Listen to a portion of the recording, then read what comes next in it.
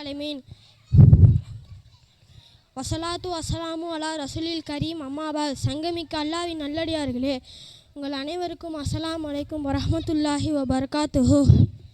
இந்த உலகத்தில் மனிதர்கள் அனைவரும் தோற்று போகும் ஒரே ஒரு விஷயம் மரணம்தான். நீங்கள் இரும்பு கோட்டையில் இருந்தாலும் மரணம் உங்களை அடைந்தே தீரும் என்று அல்லாஹ் கூறுகிறான். இந்த உலகத்தில் வாழ்ந்த யாரும் நிரந்தரமாக இருக்கவில்லை. ஒவ்வொரு ஆன்மாவும் மரணத்தை சுவைத்தே தீரும் என்று குர்ஆன் கூறியது. ஆனால் நம்ம இன்னைக்கு மௌத்தை மறந்து இங்கே நிரந்தரமாக இருக்க போகிறோம் நினப்பில்ல.